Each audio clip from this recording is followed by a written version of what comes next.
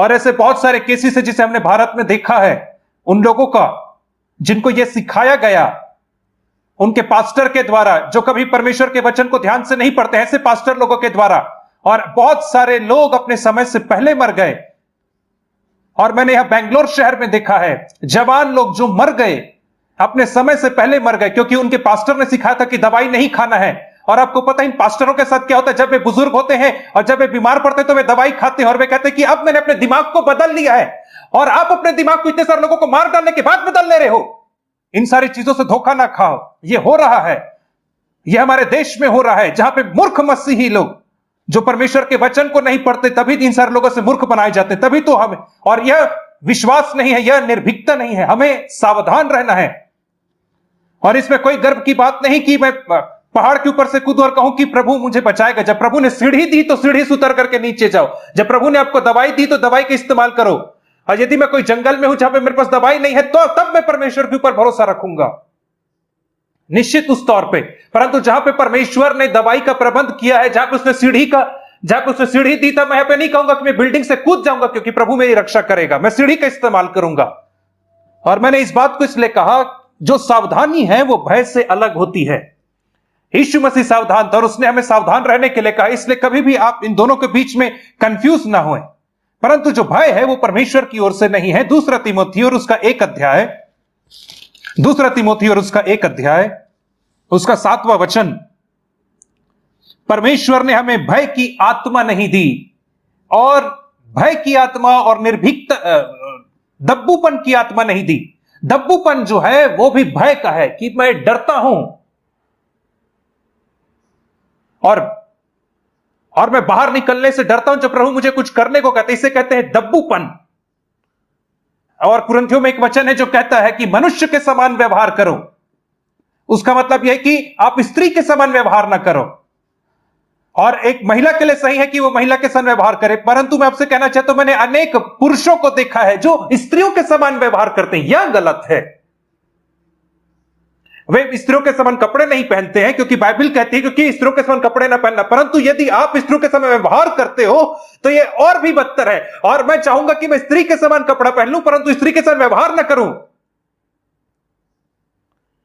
और स्त्री के समान कपड़ा पहनना उतना बुरा नहीं जितना स्त्री के समान व्यवहार करना है पुरुषों का। मैं आपसे कहता हूं, और मैंने देखा है ऐसे भाइयों को जो इतने डब्बू होते हैं और स्त्रियों के जैसे होते हैं। परमेश्वर चाहता है कि हम निर्भीक बने। और मैं जानता हूं यह इसलिए क्योंकि हमारे मध्य में अगुवाई की कमी है। और हमारे अंदर अगुवाई की कमी इसलिए है जवान लोगों के अंदर, क्योंकि बहुत सारे जवान जो भाई लोग हैं वे स्त्रियों के समान व्यवहार कर रहे हैं। और क्योंकि स्त्रियों को अगुवा होने के लिए नहीं बुलाया है, बाइबल ने उन्हें अगुवा होने के लिए नहीं बुलाया। इसका मतलब यह नहीं कि वे निचले लोग हैं, इसको ना समझें। यदि मैं आपसे कहूं पुरुषों से कि आप में से कोई भी किसी बच्चे को जन्म नहीं दे सकते, क्या आपको नीचा करती है यह बात? मैं आपसे कहता हूं, आप जितना चाहे प्रार्थना कर सको, आप कभी भी इस बच्चे को जन्म नहीं दे पाओगे। यह बात आपको नीचा नहीं करती है। और इसलिए स्त्री ऊंचे पे नहीं है क्योंकि वे बच्चे को पैदा करती, परंतु इसके लिए उसे बनाया गया है। ठीक वैसे ही मनुष्य को अगुवा होने के लिए बनाया गया है। उनको एक वरदान है, आपको दूसरा वरदान है। अब देखिए, और मैं बस वचन को दोहरा रहा हूं, और ऐसा मत सोचना कि मैं अपने दिमाग में ख्यालों को बुन रहा हूं। जैसे वचन कहता है वैसे मैं वचन को बता रहा हूं। 1 तिमोथी 2 अध्याय और 12 वचन कहता है, स्त्री उपदेश ना करे, अगुवा ना बने। 15 वचन में कहते हैं, परंतु स्त्री बच्चे जने। आप देख रहे हैं मैं क्या कह रहा हूं? बच्चे स्त्री जने और मनुष्य पुरुष अगुवा हो। और जो उदाहरण मैंने आपके सामने कहा वो बाइबल से लिया गया है, और वो स्त्रियों का वरदान है और ये आपका वरदान है। जैसे स्त्रियां बच्चे जनती हैं और आप वैसे ही अगुवे बने पुरुष लोग। क्यों ऐसा है कि बहुत सारे अगुवे लोग इतने डरपोक हैं, दब्बू हैं? क्यों पुरुष लोग दब्बू हैं? क्यों वे नहीं कहते कि परमेश्वर मुझे पवित्र आत्मा से भर दो, मेरी सहायता करके मैं तेरे लिए कुछ कर सकूं? मैं विश्वास करता हूं और मैंने ऐसा करना तब आरंभ किया जब मैं 21 साल का था। मैंने कहा प्रभु जी मैं तेरी सेवा करना चाहता हूं और मैंने अवसर का देखा कुछ करने के लिए। मुझे कभी ऐसा सौभाग्य नहीं मिला पुलपिट में खड़े होकर के प्रचार करने का, क्योंकि उस समय मैं बहुत जवान था। मैं सड़क में खड़े होकर के प्रचार करता था, एक दो लोगों से बातचीत करता था, सुसमाचार बांटता था और मैं पुरुष के समान काम करना चाहता था। मैं स्त्री नहीं बनना चाहता था। और वैसे ही मैं आपसे कहता हूं आप परमेश्वर के लिए कुछ करो और स्त्री के समान आप घर में ना बैठे रहो और ये कहो कि अब मैं संडे को मीटिंग में जाता हूं। और ये तो बहन लोग भी करते, संडे को मीटिंग में जाती हैं और आप वहां मीटिंग में जाके चुपचाप बैठे रहते और घर में आते, तो बहन लोग भी ऐसा ही करती हैं। तो आप एक स्त्री हो और कई आप लोग जो भाई लोग यहां बैठे हो, आपको अपने सिर में स्कार्फ बांध लेना चाहिए जब आप मीटिंग में आते हो, तो क्योंकि इस रीति से तो आप व्यवहार करते हो एक स्त्री के समान। ईमानदार हो जाओ, आप अपने सिर में स्कार्फ बांध करके आओ कलीसिया में और कहो भाई मैं स्त्री के समान हूं, मैं लड़की जैसा हूं कहो, और इसलिए मैं यहां पे स्कार्फ बांध के बैठ रहा हूं। और आप पाखंडी की तरह ना है पुरुष बन करके जब आप अंदर से स्त्री हैं तो कलीसिया में। मैं सच में विश्वास करता हूं यह डरपोकता की आत्मा है और डर की आत्मा है, दब्बूपन की आत्मा है जो आपको रोकती परमेश्वर के लिए कुछ करने के लिए। आपको कोई नहीं कह रहा है कि बच्चे जनने के लिए, मैं आपको बच्चे जनने नहीं कह रहा हूं, मैं आपको अगुवे होने के लिए कह रहा हूं। मेरे भाइयों, आपको पवित्र आत्मा से भरे जाने की आवश्यकता है। और यदि एक नौजवान ताकतवर पतरस जो एक छोटी की लड़की से डर गया, तो आपको भी पवित्र आत्मा से भरे जाने की आवश्यकता है ताकि आप डरो नहीं। तब दब्बूपन चला जाएगा, तब भय चला जाएगा। मैं विश्वास करता हूं कि हमें से बहुत सारे लोगों को अगुवेपन में आना है। हमें सबसे पहले गलती करने के भय से आजाद होना है। आपको पता है आप क्यों डरते हैं गलती करने से? ध्यान से सुनिए। हम में से बहुत सारे गलती करने से डरते हैं सार्वजनिक तौर पे, क्योंकि ध्यान से सुनिए, क्योंकि आप मनुष्यों के सम्मान को इतना प्रेम करते हैं, आप नहीं चाहते कि वे देखें कि आपने कोई गलती की है। उदाहरण स्वरूप एक छोटा बच्चा कभी नहीं चाहता कि कोई बच्चा यह देखे कि जब वो चलने की कोशिश कर रहा है 1 साल की उम्र में या 11 महीने की आयु की उम्र में, नहीं चाहता कि कोई उसे देखे वो गिर गया तो वो कभी नहीं चल पाएगा। हमें छोटे बच्चों से सीखना चाहिए। जब वे 10 महीने के होते तब वे चलना शुरू करते, गिरते हैं, उठते हैं और एक दिन वे चलना आरंभ कर देते हैं और वे गलती करने से नहीं लजाते हैं। आप भी ना डरे गलती करने से। मैंने बहुत सारे मूर्खता के गलती किए हैं, परंतु मैं विश्वास करता हूं कि हमें दब्बूपन की आत्मा से, भय की आत्मा से स्वतंत्र होना, जो हमें पिंजड़े के अंदर बांध करके रखती है कि मैं यह नहीं कर सकता हूं। अनेक बार आप इस बात को पाएंगे कि परमेश्वर आपको तभी सामर्थ्य देगा कुछ करने के लिए जब आप कहेंगे कि मैं बाहर जाकर के कुछ करूंगा। और इसलिए हमें इस दब्बूपन से निकलने की आवश्यकता है, बहुत महत्वपूर्ण है।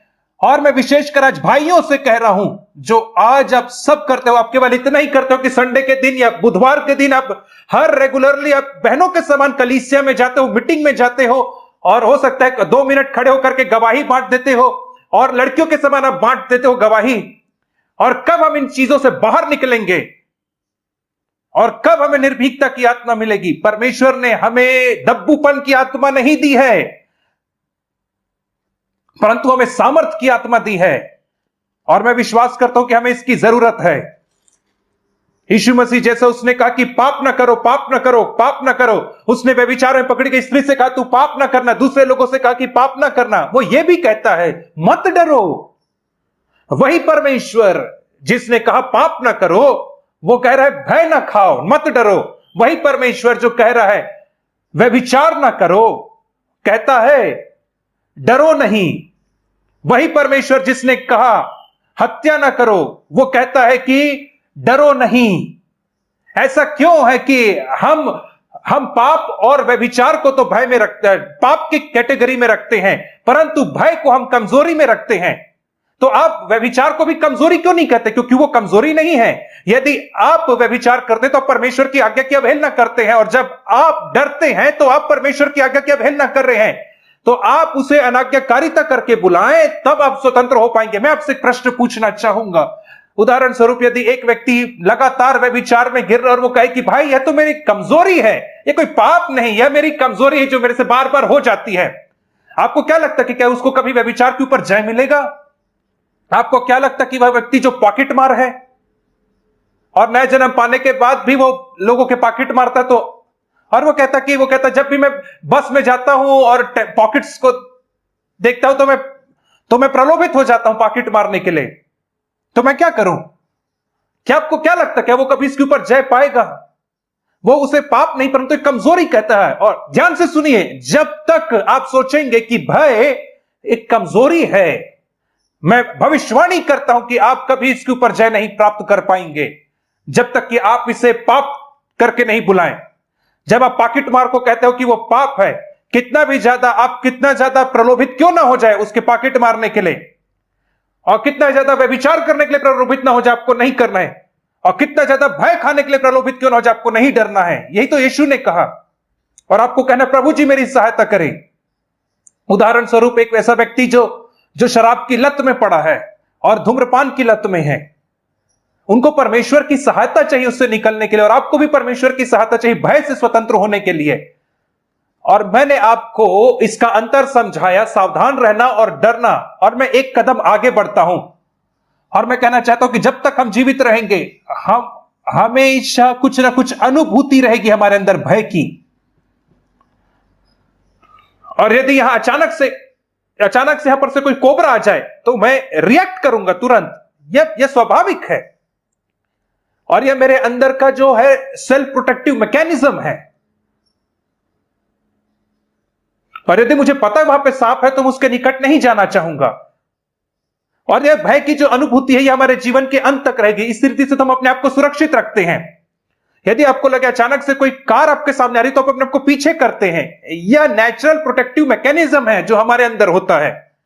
उदाहरण स्वरूप, यदि आप कल की सुबह एक बहुत खराब खबर को सुनते हैं, कल की सुबह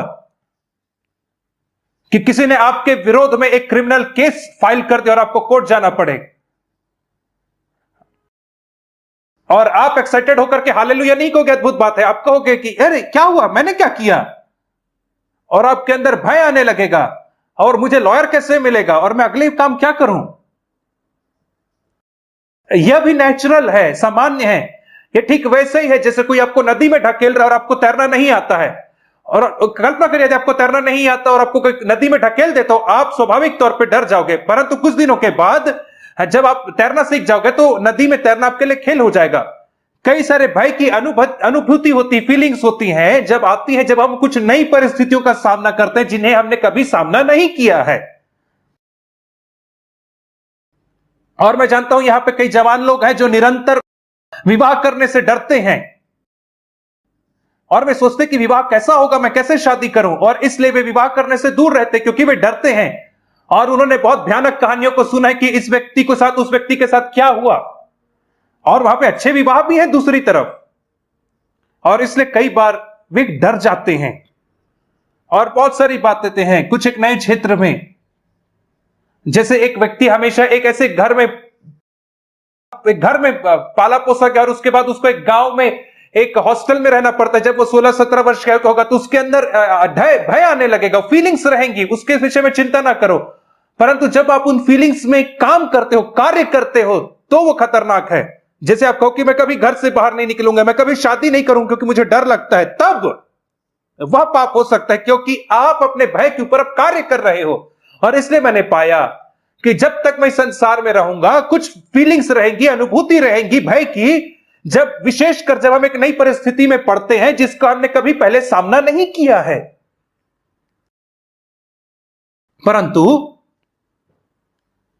परंतु हम कुछ समय के बाद उसके ऊपर जयवंत होते हैं क्योंकि हम उसके ऊपर अभ्यस्त हो जाते हैं। और इसलिए मैं इन चीजों के विषय में बात नहीं कर रहा हूं। आप कभी फीलिंग से ना डरे, अनुभूति से ना डरे, परंतु यह निर्णय है जिसे आप लेते हो, जिसको इसका निर्णय करना है।